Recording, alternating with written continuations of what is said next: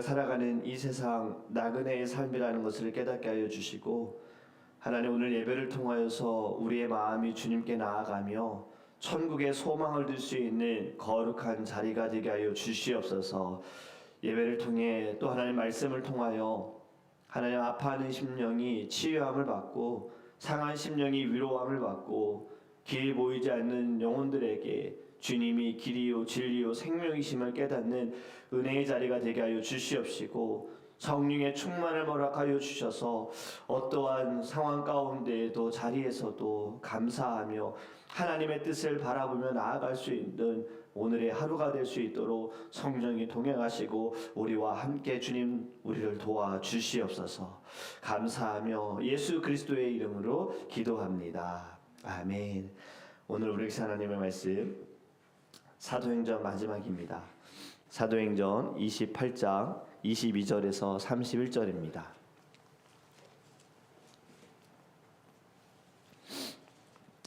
사도행전 28장 22절에서 31절 말씀, 제가 주는 성경책은 신약성경 237페이지입니다. 신약성경 237페이지 우리 22절부터 함께 읽겠습니다. 이에 우리가 너의 사상이 어떠한가 듣고자 하니 이 파에 대하여는 어디서든지 반대를 받는 줄 알기 때문이라 하더라. 그들이 날짜를 정하고 그가 유숙하는 집에 많이 오니 바울이 아침부터 저녁까지 강론하여 하나님의 나라를 증언하고 모세의 율법과 선지자의 말을 가지고 예수에 대하여 권하더라. 그 말을 믿는 사람도 있고 믿지 아니하는 사람도 있어 서로 맞지 아니하여 흩어질 때에 바울이 한 말로 이르되 성령이 선지자 이사야를 통하여 너희 조상들에게 말씀하신 것이 옳도다 일렀으되 이 백성에게 가서 말하기를 너희가 듣기는 들어도 도무지 깨닫지 못하며 보기는 보아도 도무지 알지 못하는도다. 이 백성들의 마음이 우둔하여져서 그 귀로는 둔하게 듣고 그 눈은 감았으니 이는 눈으로 보고 귀로 듣고 마음으로 깨달아 돌아오면 내가 고쳐줄까 함이라 하였으니 그런즉 하나님의 이 구원이 이방인에게로 보내어진 줄 알라. 그들은 그것을 들으리라 하더라. 바울이 온 이태를 자기 셋집에 머물면서 자기에게 오는 사람을 다 영접하고 하나님의 나라를 전파하며 주 예수 그리스도에 관한 모든 것을 담대하게 거침없이 가르치더라. 아멘. 할렐루야. 네. 광고 말씀을 먼저 드리면 우리 사랑하는 김성희 집사님의 어머니께서 지금 한국에서 위독하시다는 우리가 소식을 듣고 함께 기도했지요. 네, 그런데 이제 아무래도 임종을 지금 하시는 시간을 가지고 있습니다. 그래서 우리 김성희 집사님과 가족들을 위해서 여러분들이 기도해 주시고 또 모든 장래의 모든 시간 가운데에도 하나님의 은혜가 있기를 기도해 주시길 바랍니다. 우리 김성희 집사님을 만나고 우리 집사님의 그 가정을 이제 이야기를 듣고 늘 기도했었어요. 그리고 우리 김성희 집사님을 통하여서 가정 가운데 예수님의 복음이 증거되기를 기도했고 또 어머니가 오랫동안 치매로 아프셔서 하나님께서 또 만져주시기를 기도했는데 지금 이제 이 땅에서의 이제 헤어짐을 앞두고 있는 우리 김성희 집사님의 마음에 하나님의 위로하심이 있도록 여러분들 함께 기도해 주시고 또 늘 한국에 가셨을 때마다 우리 김성희 집사님의 또 모습과 또 삶을 통하여서 저는 예수님이 부모님들에게도 영향이 됐다라고 저는 믿습니다. 어머니께서 우리 성일사님의 그 모습을 보고 또 삶을 들으시고 또 입술로 고백하지 않으신다 하더라도요. 사실 우리는 알 수 없잖아요. 갓난아이가 뭐 자신의 신앙을 고백합니까? 사실 그렇지 않잖아요. 그럼에도 아이가 죽었을 때에는 어떻게 되느냐라는 이야기들을 참 많이 합니다. 신학자들 안에서도 구원은 하나님의 손에 있습니다. 저는 하나님께서 우리 집사님을 통하여서 구원의 길을 인도하시리라 믿습니다. 우리가 사도행전의 말씀을 나누면서도 바울 한 사람을 위해서 바울 한 사람을 통해서 그 풍랑 가운데에도 그 많은 사람들을 살리셨던 것처럼 우리의 그 모든 삶을 통해서 우리의 입술을 통하여서도 그렇지만 우리의 모습을 통하여서 예수가 증거되어지고 우리가 그 사람에게서 예수님 믿는다라는 이야기를 직접 듣지 못한다 하더라도 하나님께서 그 마음 가운데 역사하시고 그 마음에 또 고백하신 것을 우리는 알 수 없잖아요. 그 모든 것을 통하여서 하나님께서 함께 하심을 저는 믿습니다. 그렇게 여러분 계속해서 기도해 주시기를 부탁을 드립니다. 지금 날씨가 많이 추워졌어요. 오늘도 아침에 보니까 체감 온도가 영하 16도더라고요. 네. 얼음이 아직 녹지 않은 곳도 있습니다. 제 차도 지금 얼음이 아직 붙어있는 상황으로 달려왔는데 여러분 모두의 건강을 위해서 기도해 주시고 또 안전하게 다니시기 바랍니다. 길가에 아직도 얼음이 얼어 있어요. 좀 교회 주차장도 보니까 한쪽은 얼음이 얼려져 있더라고요. 여러분 미끄러지지 않도록 조심하시기를 바라고요. 우리 성도님들의 건강과 안전을 위해서도 함께 기도했으면 좋겠습니다. 오늘은 사도행전의 마지막입니다. 우리 참 사도행전의 말씀으로 오랫동안 달려왔습니다. 오늘 이제 마지막 정리하는 시간이 되어지는데 바울이 지금 로마에 도착을 했습니다. 하지만 여전히 자유인은 아닙니다. 사람을 만날 수는 있지만 그의 몸에는 쇠사슬이 묶여있는 상태이고요. 사도행전의 마지막이 감옥, 재한, 오해, 설명해야 하는 상황으로 끝이 납니다. 참 어두운 단어들이죠. 답답한 단어들입니다. 그런데 이 단어들이 그렇게 어둡게 느껴지지 않아요. 이 마지막을 읽어보면 담대함이 있고 끝나는 것 같지만 열려있는 느낌이 보입니다. 오늘 말씀을 보면 바울은요 변명하지 않고 또 복음을 이야기합니다. 로마에 도착한 지 3일쯤 되었을 때 유대인 지도자들을 먼저 부르고요. 불러서 이야기하는 것이 자신에 대해 변명하지 않고 자신을 방어하지 않아요. 보통 사람들은 억울한 상황이 되어지면요 이렇게 이야기하지 않습니까? 사실은 말이야 너가 몰라서 그래. 그 사람들이 오해한 거야. 내가 얼마나 억울한지 알아? 이렇게 이야기하는데 바울은 다릅니다. 바울은요 이렇게 말해요. 이스라엘의 소망 때문에 내가 이 쇠사슬에 매인 바 되어노라. 바울이 지금 쇠사슬에 대해서 설명하지 않습니다. 내가 쇠사슬에 묶인 거 억울하다고 말하지 않습니다. 그는요 지금 소망을 이야기하고 있어요. 이것이 무엇이냐면 상황을 말하는 것이 아닙니다. 내가 지금 묶여있는 상황에 대해서 변명하지 않습니다. 의미를 말합니다. 내가 왜 붙잡혔는지, 내가 왜 쇠사슬을 지금 맺는지의 이야기를 하고 있는 거예요. 여러분 여기에서 우리가 배워야 할 것이 바로 바울의 신앙 태도입니다. 성숙한 신앙은요 상황을 보는 것이 아니에요. 상황만 보지 않습니다. 성숙한 신앙은요 이 상황 가운데 해석하는 언어가 바뀌어지는 거예요. 말씀을 통해서 해석하는 거예요. 하나님의 뜻이 무엇인지를 물어보는 거예요. 그냥 쇠사슬에 다 묶였어. 아 억울해, 답답해. 내가 어떻게 복음 전했는데 왜 이렇게 되어지는 거야? 이건 상황만 보는 거예요. 하지만 이 상황 가운데에도 하나님의 뜻이 있습니다. 감사합니다. 주님의 은혜입니다. 로마로 이렇게까지 이끌어주신 주님 감사합니다. 이것이 해석하는 겁니다. 저와 여러분도요 설명을 하는 자가 아니라 소망을 말하는 사람이 되기를 간절히 원합니다. 늘 내 상황 이야기해봐야 달라질 게 뭐가 있습니까?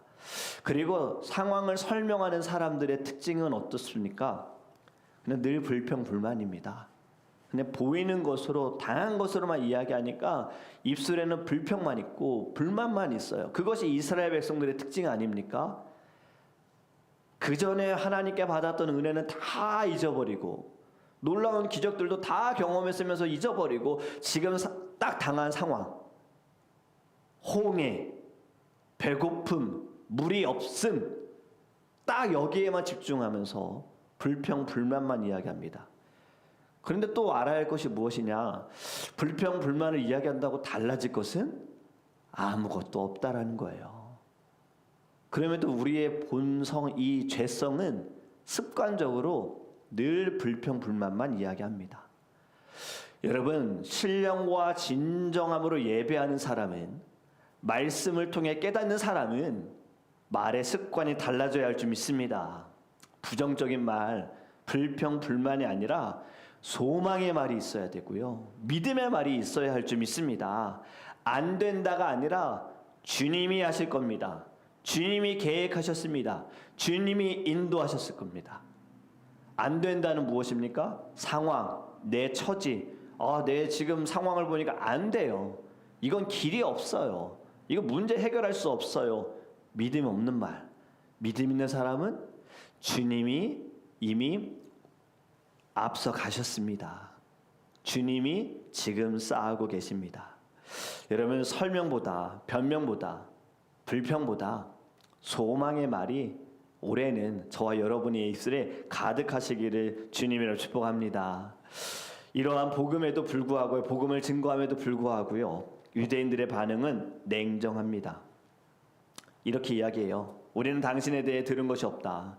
다만 당신이 말하는 그 길에 대해서 반대하는 이야기는 우리가 많이 들었다. 이 말은요, 우리는 이미 너에 대해서 부정적이야. 너는 잘 몰라. 근데 너가 믿는 그 복음, 너가 믿는 예수에 대해서는 우리가 어떤 일이 있는지 우리 들었어. 그러니 한번 얘기해봐. 들어는 줄게라고 이야기해요.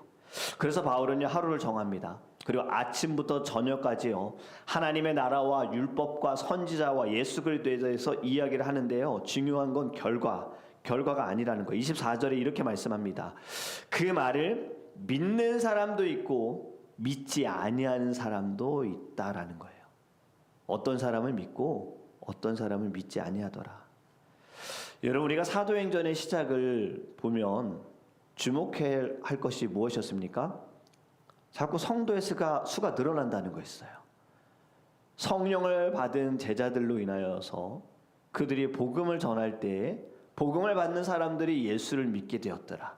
모이기에 힘쓰더라. 점점 성도의 수가 증가하더라. 이러한 이야기가 있었는데 점점 사도행전 뒤로 갈수록 사실 이런 이야기는 별로 보이지 않아요. 복음을 전함에 있어 핍박당하고 어려움 당하고 고통과 고난 당한다라는 이야기를 많이 있고, 오늘 마지막에도 숫자는 이야기하지 않고 믿는 자가 있고 믿지 않는 자가 있더라. 여러분, 사도행전은요, 몇 명이 믿었다라고 기록하지 않습니다. 그것은 사명은 숫자로 말하는 것이 아니라는 거예요.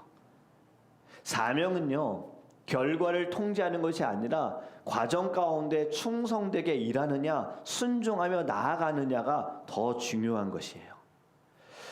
제가 교회를 개척하신 목사님들의 소식을 이렇게 좀 전해 듣고 있는데 들으면서 저의 첫 마음을 상기하는 시간을 많이 갖습니다. 지금 한국에서 개척하신 목사님들, 그들 가운데 한 분은 장소가 없어서 매주일 장소를 바꿔가면서 예배를 드리는 분이 계시더라고요. 예배를 드리기 전에 월요일부터 장소를 먼저 섭외하시는 거예요. 그러면은 주일날 아침에 성도님들은 주소를 기다린대요. 아, 오늘은 어디서 모이는구나. 뭐 상가에서 모이는구나. 아, 어디 커피숍에서 모이는구나. 오늘 여기에 밀렸구나. 장소를 못 빌리면 아, 오늘은 어디 공원에서 모이는구나. 이렇게 해서 주일마다 매주 다른 곳에서 예배를 드린다는 거예요. 예배를 드릴 때 어려움이 당연히 있지요. 예배를 위해 세팅을 해야 되고, 그리고 준비도 해야 되고, 성도들은 아침에 가까운 곳이 될 수도 있고 먼 곳이 될 수도 있고, 그리고 또 어떤 목사님은 이런 얘기도 하시더라고요. 다른 목사님의 개척하신 목사님인데 새로운 사람이 있을 때 너무 반갑다라는 이야기를 하시더라고요. 그래서 그분들의 이야기를 소식을 들으면서 저도 참 많은 공감도 하면서 저의 마음을 또 새롭게, 그래, 숫자가 중요한 것이 아니라 한 영혼이 귀하다, 모든 것이 감사하다, 이런 마음을 갖게 됩니다. 여러분, 하나님께서는 결과로 말씀하시는 분이 아닙니다. 열매를 우리가 보고 이야기한다고 하지만 하나님은 이미 충성되이 일하시는 그 모습 가운데 하나님께서는 우리에게 거룩한 상급을 주실 줄 믿습니다. 제가 앞에서 말씀드렸듯이 구원은 하나님께 속해져 있는 거예요.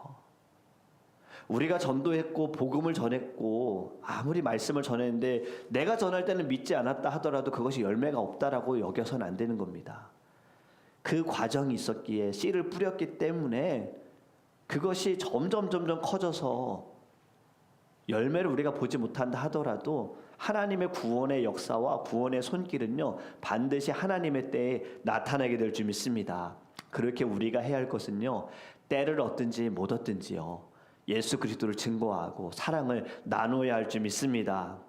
오늘 말씀처럼 믿는 자도 있고 믿지 않는 자가 있다.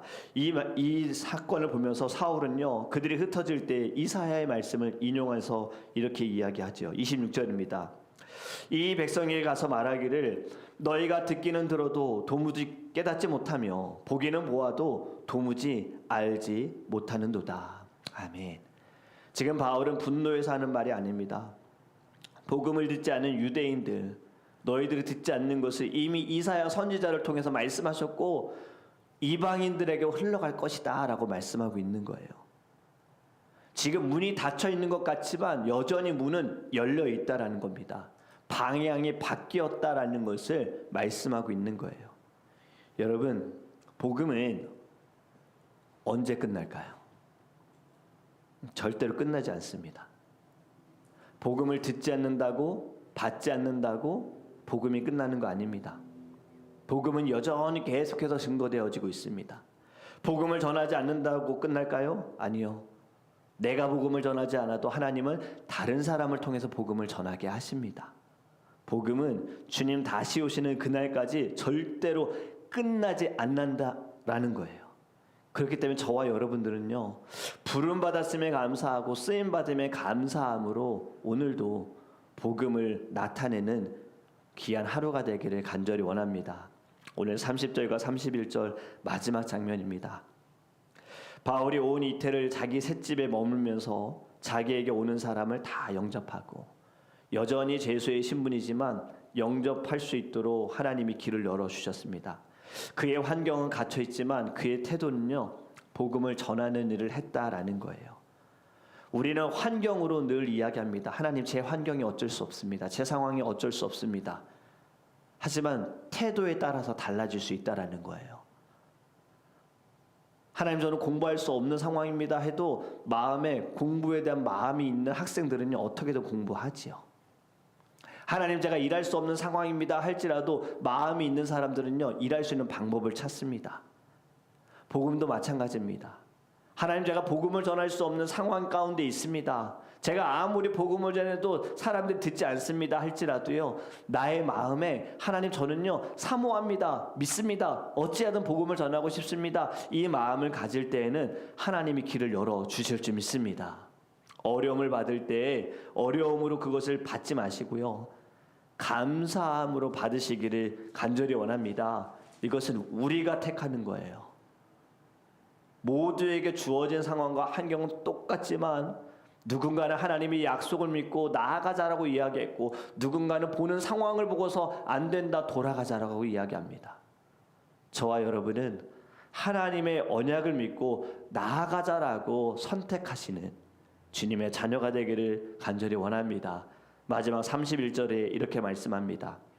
하나님의 나라를 전파하며 주 예수 그리스도에 관한 모든 것을 담대하게 거침없이 가르치더라. 아멘. 여러분, 사도행전의 마지막 절 기적 이야기로 끝나지 않았다는 것을 우리 주목해야 합니다. 그리고 또 부흥되었더라, 점점 수가 증가되었더라로 끝나지 않습니다. 거침없이 가르치더라. 예전에 개역 한글에서는요, 이렇게 번역을 했습니다. 아무도 금하는 사람이 없었더라예요. 복음을 전하는 것에 있어 아무도 금하지 않는다. 결국에 지금 두 가지가 무엇을 말하느냐? 말씀은 막히지 않는다라는 겁니다. 말씀을 담대하게 선포했다라, 이렇게 사도행전이 끝이 납니다. 여러분, 지금 바울은 사실 끝났습니다. 이후에 이제 나오는 말씀들은 바울이 쓴 편지일 뿐이지 바울의 삶은 이제 여기에서 끝이 나거든요. 바울은 끝났지만 복음은 끝나지 않았다는 거예요. 오늘은 사도행전 28장으로 끝이 나지만 교회는 계속 열려 있습니다.